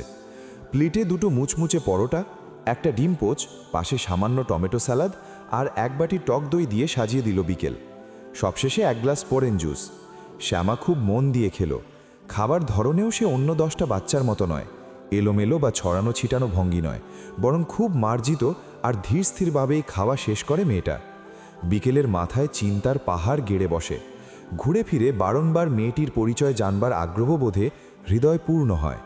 সিদ্ধান্ত নিল রাত নামার আগেই একবার স্থানীয় থানা থেকে ঘুরে আসবে। কিন্তু মানুষের পরিকল্পনা আর বিধাজা। শ্যামা মাথা দুলিয়ে হ্যাঁ বলল। এই আশেপাশে কোথাও? বিকেলের কৌতূহল বাঁধ ভাঙে। সুযোগ পেয়ে একটার পর একটা প্রশ্নের ডালি খুলে বসেছে সে। উত্তরে শ্যামা এবার দুই দিকে জোরে জোরে মাথা নাড়ল। জানালো তারা আশেপাশে থাকতো না। তাহলে দূরে কোথাও? এখানে এলে কিভাবে? জায়গার নাম জানো? শ্যামা ফ্যাল ফ্যাল করে তাকিয়ে রয়। বিকেল নিজের ভুল বুঝতে পেরে শান্ত গলায় বলে, সরি, আমি বোধহয় একসাথে অনেক প্রশ্ন করে ফেলেছি। আচ্ছা বলো তো, এখানে কিভাবে এসেছো? ট্রেনে। টেনে টেনে অস্পষ্টভাবে শব্দটা উচ্চারণ করে পাতলা ঠোঁট জোড়া। ট্রেনে করে? আচ্ছা, সঙ্গে কি তোমার মা বাবা ছিল? মাথাটা আবার এদিক ওদিক ঘোরে। না জানালো শ্যামা। বিকেলের ভুরু কুঁচকে এলো। তবে কে ছিল সঙ্গে? বাবা। ছোট্ট উত্তর সারতেই বিকেল কপাল কুঁচকে বলল, শুধু তোমার বাবা ছিল? শ্যামা হ্যাঁ বলতেই তার বুকের ভিতরটা মোচড় দিয়ে উঠল। মেয়েটা কি তবে হারিয়ে গেছে? যদি তাই হয় তবে তো সে বিশাল বড় ভুল করেছে ওকে এভাবে নিজের কাছে রেখে। হয়তো ওর বাবা মা ওকে হন্যে হয়ে খুঁজছে। পুলিশে খবর দেওয়াটা এখন জরুরি হয়ে পড়েছে। প্লেটে দুটো মুচমুচে পরোটা, একটা ডিম পোচ, পাশে সামান্য টমেটো স্যালাদ আর এক বাটি টক দই দিয়ে সাজিয়ে দিল বিকেল। সবশেষে এক গ্লাস অরেঞ্জ জুস। শ্যামা খুব মন দিয়ে খেলো। খাবার ধরনেও সে অন্য 10টা বাচ্চার মতো নয়, এলোমেলো বা ছড়ানো ছিটানো ভঙ্গি নয়, বরং খুব মার্জিত আর ধীরস্থিরভাবেই খাওয়া শেষ করে মেয়েটা। বিকেলের মাথায় চিন্তার পাহাড় গেড়ে বসে। ঘুরে ফিরে বারংবার মেয়েটির পরিচয় জানবার আগ্রহবোধে হৃদয় পূর্ণ হয়। সিদ্ধান্ত নিল রাত নামার আগেই একবার স্থানীয় থানা থেকে ঘুরে আসবে। কিন্তু মানুষের পরিকল্পনা আর বিধাতার লিখন তো এক নয়। খাওয়া শেষে হঠাৎই মেয়েটা বিভৎস চিৎকারে আতঙ্কিত হয়ে ওঠে। বিকেল কিছু বুঝে ওঠার আগেই দেখল শ্যামা নিথর হয়ে মেঝেতে পড়ে যাচ্ছে। মেন দরজা খুলে দাঁড়িয়েছিল বিকেল। ওর দীর্ঘদিনের প্রতিবেশী অ্যালবার্টের লম্বা ছায়া এসে পড়েছিল তখন ঘরের ভেতর। খোলা জানলা দিয়ে হু হু করে হিমেল বাতাস ঢুকছে ঘরে। শীতের তীব্র কামড়ে ঘরের বাতাস পাথর হয়ে আছে। আইরিন ঘরে ঢুকেই আতকে উঠলেন। ব্যস্ত সমস্ত হয়ে জানলার দিকে এগিয়ে গিয়ে বললেন, জানলাটা এমন খুলে রাখছো কেন ভাবি? গা তো একদম বরফ হয়ে গেছে তোমার। কপাটে হাত দিয়ে জানলাটা আটকাতে যাবেন তখনই রেহেনুমা অত্যন্ত দুর্বল ও ভগ্ন কণ্ঠে বললেন, থাক আইরিন, ওটা লাগাতে হবে না, তুই বরং এখানে এসে আমার পাশে বস। আইরিন শুনলেন না। জানলাটা শক্ত করে আটকে তবেই রেহেনুমার শিররে এসে বসলেন। বিষণ্ণ মনে শুধালেন, ভাইজান ঘুমিয়েছে? রেহেনুমা শুধু ঘাড় নেড়ে সায় দিলেন। তারপর শূন্য দৃষ্টিতে কড়িকাঠের দিকে তাকিয়ে থেকে আচমকা বললেন, আমার মরণের জন্য একটু দোয়া করিস তো, এই জীবন আর সইছে না। আইরিন শিউরে উঠলেন, এসব কি কথা ভাবি? ছি, মরণের কথা এভাবে মুখে আনতে নেই। না এনে উপায় কি বল? যে অন্যায় করেছি তার একমাত্র প্রায়শ্চিত্ত বোধহয় মৃত্যুই। চোখে পানি না থাকলেও হৃদয়ের গহীনে চলা দহন লুকোতে পারলেন না তিনি। আইরিন কিছুক্ষণ চুপ করে থেকে গুমোট স্বরে বললেন, সংসারটা বাঁচাতে চেয়েছিলি ভাবি, সংসার তো বেঁচে আছে। সংসার বেঁচে আছে, কিন্তু মানুষগুলো কি আছে? রেহনুমার কণ্ঠ রুদ্ধ হয়ে এলো। সন্তানের ভবিষ্যতের কথা ভেবে কি বিষই না ছড়ালাম, অথচ ওরা যে আমাদের সাথে এমন করবে তা কি কখনো স্বপ্নেও ভেবেছিলাম? আইরিন একটা দীর্ঘশ্বাস ছেড়ে বললেন, লতা ভাবিকে চিনতে তুমি মস্ত বড় ভুল করেছো ভাবি। আমি বারবার তোমাকে সাবধান করেছিলাম, মনে পড়ে? রেহেনুমা হাহাকার করে উঠলেন। কি করব আইরিন, ছেলেটা এখন আমাকে সহ্যই করতে চায় না। চোখের সামনে নিজের রক্তকে পর হয়ে যেতে দেখছি। ভাইজানের শরীর তো এখন আর সায় দিচ্ছে না। চাইলে তুমিই পারো সব ওলটপালট করে দিতে। মির্জা বাড়ির ওপর যে অভিশাপ নেমে এসেছে তা মুছে দিয়ে সব কিছু আবার আগের মতো স্বাভাবিক করার চাবিকাঠি তো তোমারই হাতে। রেহনুমা উদ্গ্রীব হয়ে চাইলেন, কিভাবে? আইরিন স্থির দৃষ্টিতে তাকিয়ে শীতল কণ্ঠে বললেন, বিকেলকে ফিরিয়ে নিয়ে এসো। মুহূর্তেই রেহনুমা স্তব্ধ বনে যান। ঘরের নিস্তব্ধতা আরও গাঢ় হলো। আইরিন থামলেন না, বলতে থাকলেন, মেয়েটার উপর কম অবিচার তো করনি তোমরা। আমরা নিজের রক্ত হয়েও কি নির্দয়ভাবে ওকে ঠকিয়েছি। যেখানে আমাদের ওর মাথার উপর ছায়া হওয়ার কথা ছিল, সেখানে আমরা ওকে ঠেলে দিয়েছি নরকের আগুনের দিকে। ভেবেছিলে ওই এতিম মেয়েটার দীর্ঘশ্বাস আমাদের ছোবে না? ছুঁয়েছে ভাবি, চাবুকের মতো ছুঁয়েছে। তাই তো আজ একে একে সবার শাস্তির পালা শুরু হয়েছে। বড় ভাইজানের ব্যবসা ডুবল, প্রতিপত্তি গেল, রোদ্দুর মাঝপথে পড়াশোনা ছেড়ে ছিটকে এলো। ঘরের সবচেয়ে ভদ্র ছেলেটা আজ নেশার ঘোরে পথের ভিখারি। নেশার টাকার জন্য বাইরের ছেলেরা এসে বাড়ি চড়াও হয়। একবারও ভেবেছিলে এমন দিন আসবে? ওই নিষ্পাপ মেয়েটাকে ঠকানোর ফল হাতে নাতে পাচ্ছি আমরা। রেহনুমা হঠাৎ উত্তেজিত হয়ে উঠলেন। আমি তো চেয়েছিলাম ও এই বাড়ির বউ হোক, কিন্তু তোর ভাই, সে কি আমার কথা শুনেছিল? আইরিন ম্লান হাসলেন। সেদিন তুমি যদি মিথ্যে অসুস্থতার নাটক না করতে, তবে কাহিনীটা আজ অন্যরকম হতো ভাবি। বাপ ছেলের মধ্যে যে যুদ্ধের রণদামামা বাজছিল, তার ভার আমি নিতে পারিনি আইরিন। বিশ্বাস করো, আমি ইচ্ছে করে অসুস্থ হইনি। সেই পরিস্থিতির চাপ সইবার ক্ষমতা আমার ছিল না। আইরিন একদণ্ড চুপ করে রয়, সময় নিয়ে পরের কথাগুলি ছড়ে ধীর স্থির কণ্ঠে। কিন্তু তোমার সেই দুর্বলতাকে ঢাল বানিয়েই তো ছেলেটার ওপর অন্যায় সিদ্ধান্তগুলো চাপিয়ে দেওয়া হলো। বড় ভাইজানের ভেঙে পড়া হুকটার দিকে তাকিয়ে রোদ্দুর কিছু বলতে পারল না। আর সেই সুযোগে মেজো ভাবি আর তার মেয়ে মিলে। রেহনুমা ঘৃণায় মুখ কুঁচকে উঠলেন। নাম নিস না ওদের। মানুষ যে কতটা নীচ আর স্বার্থপর হতে পারে, লতা আমাকে তা হাড়ে হাড়ে বুঝিয়ে দিয়েছে। বুঝিয়ে কি লাভ? নিজের মেয়েকে নিয়ে সেও তো এখন যন্ত্রণায় ভুগছে। তবু যদি শিক্ষা হয়। দুজনেই নীরব হয়ে গেলেন। তারপর ঘরের বাতাস অপরাধবোধের ভারে নুয়ে পড়েছে। রাত প্রায় শেষ, অথচ এই প্রকাণ্ড বড় বাড়িটার কোনো প্রহরীর চোখে দুখণ্ড ঘুমের ছিটে ফোটাও নেই। শান্তির ঘুম এ বাড়ি থেকে অনেক আগেই বিদায় নিয়েছে। শুধু রুহগুলো কোনো মতে ধুঁকছে। ক্ষণিক পরে বাইরের নিস্তব্ধতা চিরে মুয়াজ্জিনের সুমধুর কণ্ঠস্বর ভেসে এলো, হাইয়া আলাস সালাহ, হাইয়া আলাস সালাহ। রেহনুমা নড়ে চড়ে বসলেন। অস্থিরভাবে জিজ্ঞেস করলেন, কোথায় পাবো ওকে? আইরিনের তন্দ্রাচ্ছন্ন ভাবটা কেটে গেল। কাকে? বিকেলের কথা বলছো? সে তো তার সৎ মায়ের সাথে এ ঘর ছেড়েছে। ওর খবর যদি কেউ জেনে থাকে, তবে সেটা একমাত্র ওই মহিলাই। ছোটও তো জানে না ওর খবর। সে কি কখনো মন থেকে খোঁজ নিয়েছে যে জানবে? ঘরে বসে মাথা কুটে মরে, অথচ একবারও বাইরে বেরিয়ে খুঁজে দেখে না। ছেলেটার কথাও কি মনে পড়ে না? মানুষের হৃদয়ে এত কঠিন হয় কেমন করে? কথা শেষ করেই আইরিন উঠে দাঁড়ান। নামাজটা পড়ে নাও ভাবি, আল্লাহর কাছে তওবা করো।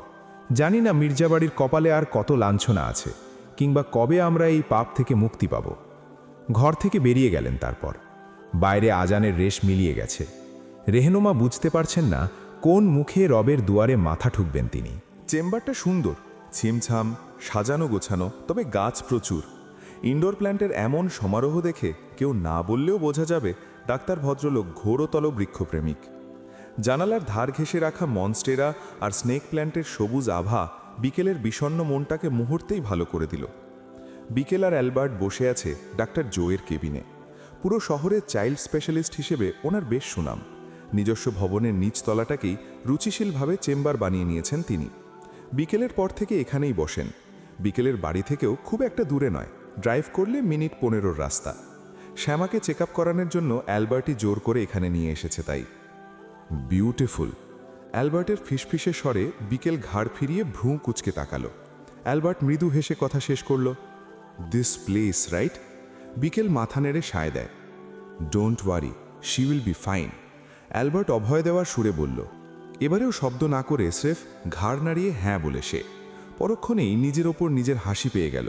শ্যামার সাথে থাকতে থাকতে সেও দেখি কথা বলা কমিয়ে দিয়ে শুধু মাথা নেড়েই কাজ ছাড়া শুরু করে দিয়েছে। ভেতর থেকে একটি কম বয়সী যুবক বেরিয়ে এসে ডাকলো তখনই, মিস।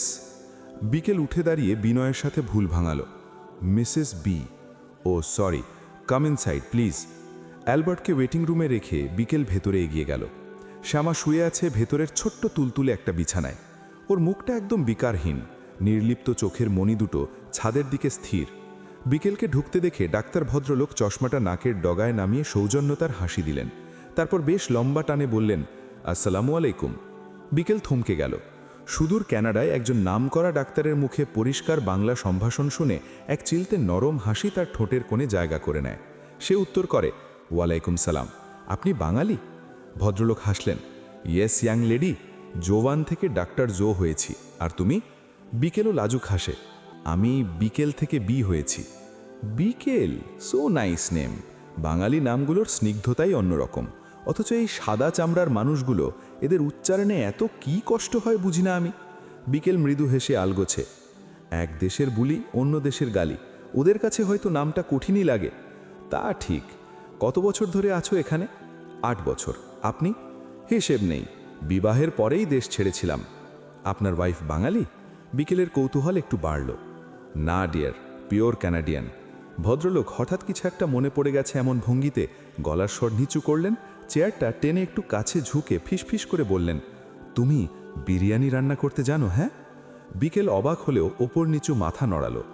মাই ওয়াইফ কান্ট, মানে হয়, বাট সেই দেশি টেস্টটা পাই না।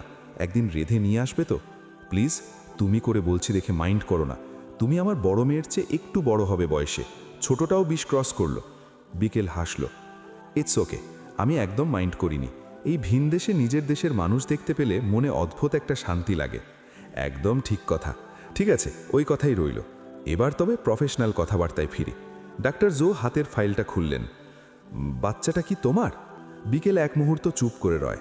নিজের বলবে কিনা বুঝতে পারছে না। সত্যটা বলতে গেলে অনেক দীর্ঘ এক কাহিনী ফেদে বসতে হবে। শেষমেশ অনিশ্চিতভাবেই ঘাড় নেড়ে হ্যাঁ বলল সে। ভদ্রলোক রহস্যময় একটা হাসি ছুড়ে দিলেন। তোমার বেবি, অথচ তুমি জানো না যে ও টমেটোতে অ্যালার্জিক। বিকেল প্রচণ্ড ধাক্কা খেলো। ধরা পড়া যাওয়া চোরের মতো কয়েকবার চোখের পাতা পিটপিট করল।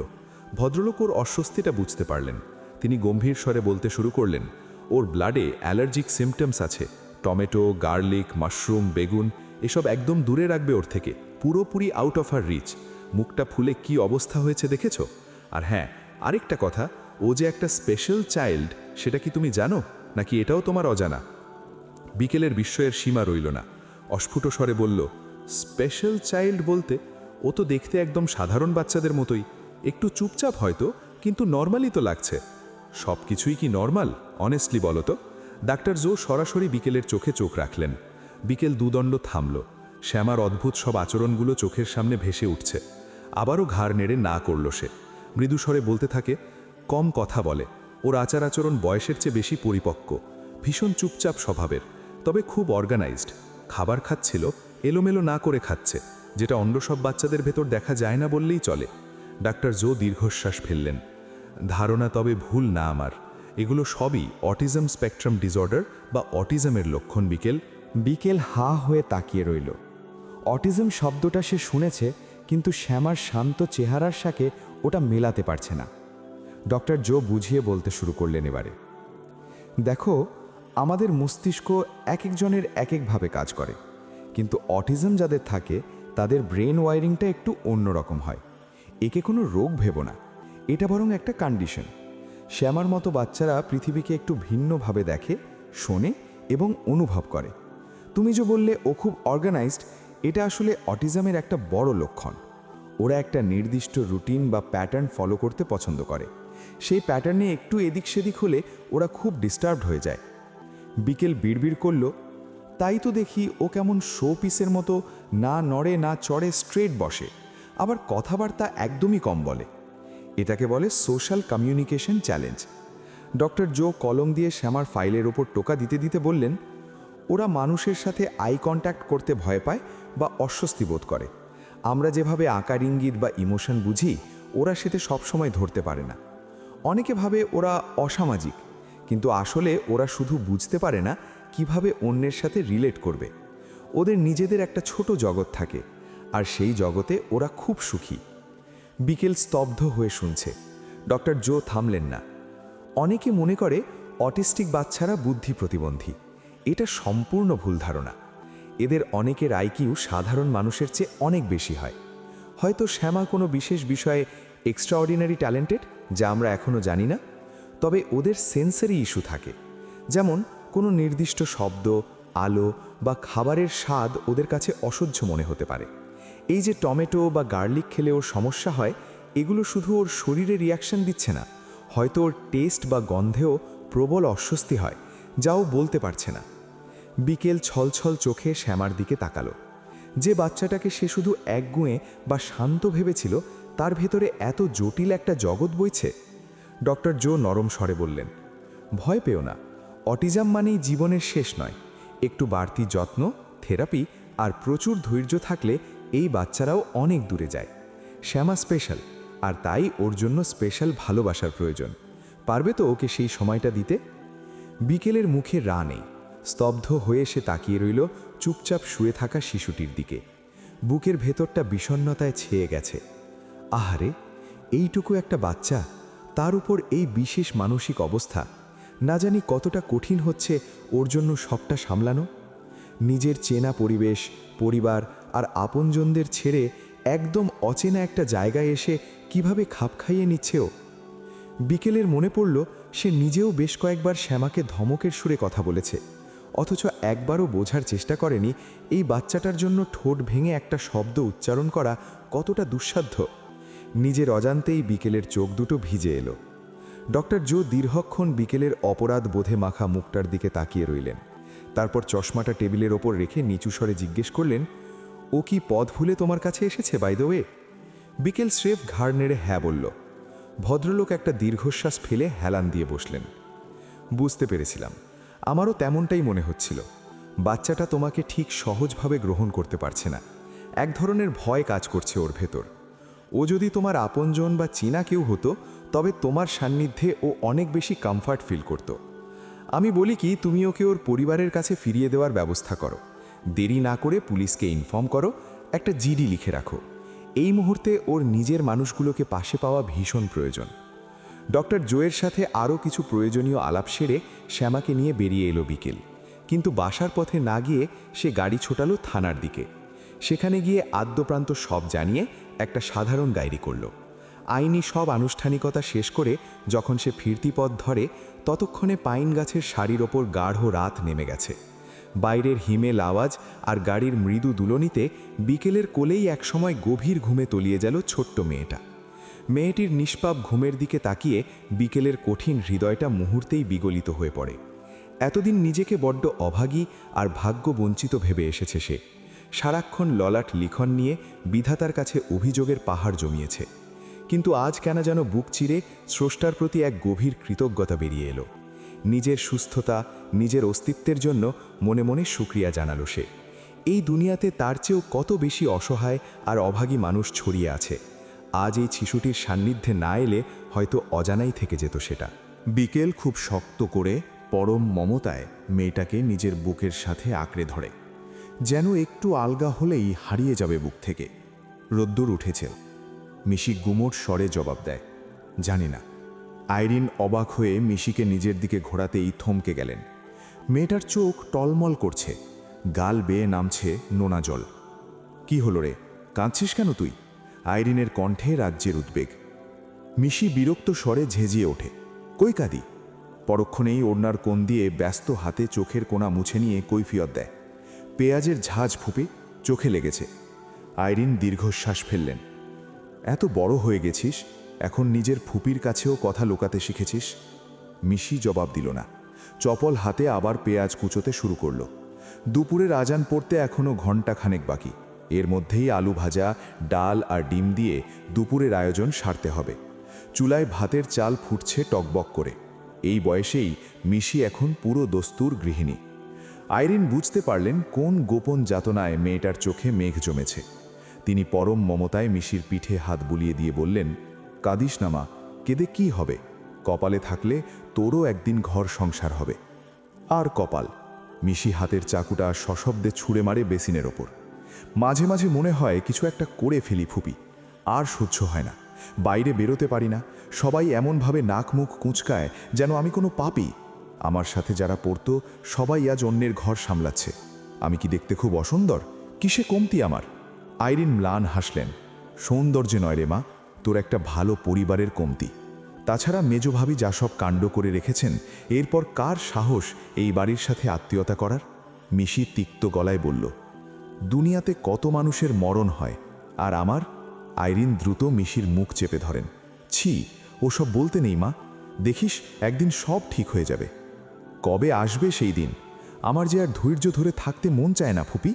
বাবার দিকে তাকালে ঘৃণা হয়, মায়ের দিকে তাকালে প্রবল রাগ লাগে, আর নিজের ভাইয়ের মুখটা দেখলে কলিজা ফেটে যায়। নিজের জীবনের কি হাল হবে জানা নেই, কত দিক সামলাবো আমি। মিশির কান্না থামে না। আইরিনের মনটা দ্রবীভূত হলো। তার নিজের চোখের কোণেও এক ফোঁটা জল চিকচিক করে ওঠে। কিছু একটা বলে সান্ত্বনা দেবেন, তার আগেই ঠুকঠুক শব্দে কুঁজো হয়ে রান্নাঘরে ঢুকলেন মেহেরজান। বুড়ির পান খাওয়া কুচকুচে লাল ঠোঁট। মির্জা বাড়িতে এত ঝড় বয়ে গেলেও তার স্বভাবের বিন্দুমাত্র পরিবর্তন হয়নি, বরং বয়স বাড়ার সাথে সাথে মেজাজটা আরও বেশি ক্যাটকেটে হয়ে উঠেছে যেন। ঘরে ঢুকেই কর্কশ্বরে বলে উঠলেন, ভাতারের লাইগা কাইন্দা দুয়ার ভাসাইতাছোস? বিয়া না হইলে কি হয়, খিচমাইরা থাকতে পারোস না? মিশি চট করে চোখ মুছে তীক্ষ্ণ দৃষ্টিতে তাকালো। আমার মরণের আগে তোমার মরণ হয় না কেন রে বুড়ি? আর কতদিন বাঁচতে চাও? মির্জাবাড়ির উন্নতি ধ্বংস সপ্ত দেখলে এখন চোখ দুটা বোঝো। সেমরি এমন করস দেখাই তোর কপালে বিয়া শাদী নাই, আর হইবও না।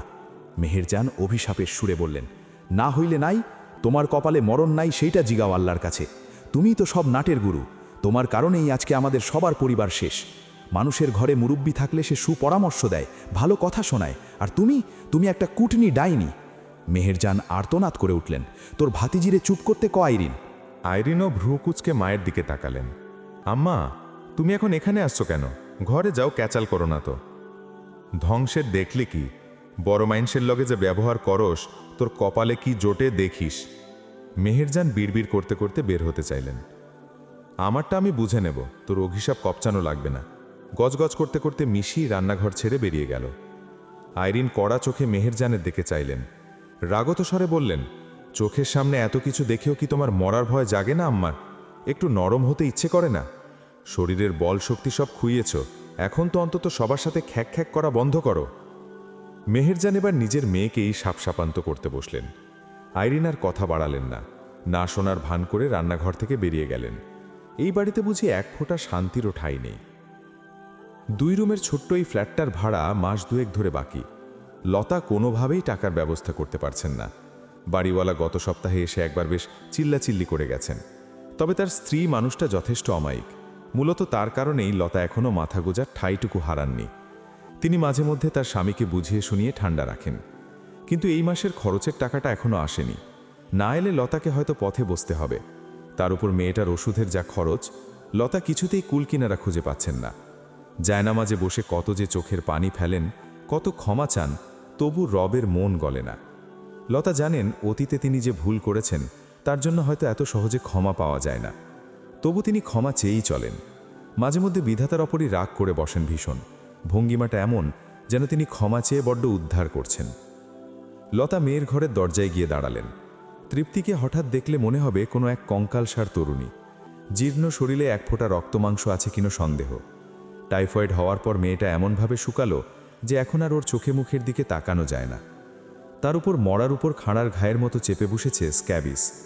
সারা শরীরে চুলকানি আর পাঁচড়া হয়ে চামড়াশ্রী পুরোই নষ্ট হয়ে গেছে। বিশেষ করে পায়ের দিকে তাকালে ভয় লাগে।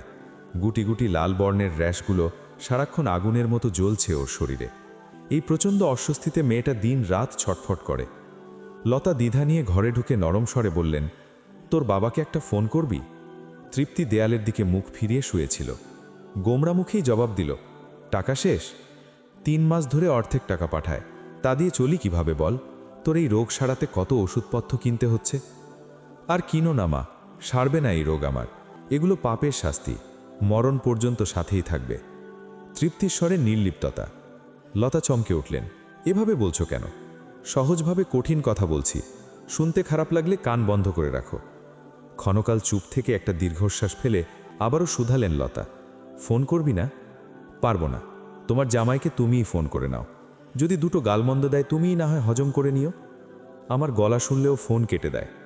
তৃপ্তি করুণ স্বরে হাসল। কাটবেই তো, তার নতুন ঘর, নতুন বউ, নতুন সব আয়োজন। তোমার সাথে তার সম্পর্কটা কিসের? লতা কিছুক্ষণ চুপ করে থেকে হড়বড় করে বলে উঠলেন, জাদু করেছে তোর বাপকে।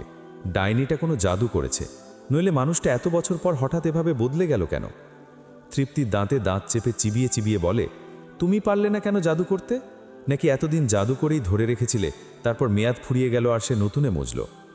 লতা কোনো জবাব দিতে পারলেন না, মাথা নিচু করে দাঁড়িয়ে রইলেন। তৃপ্তি বলে চলল পরে, শোনো মা, অন্যায় সবসময়ই অন্যায়। অন্যায়কে ন্যায় ভাবাটা তোমার বোকামি ছিল, আর সেই দোষটা তোমার একার।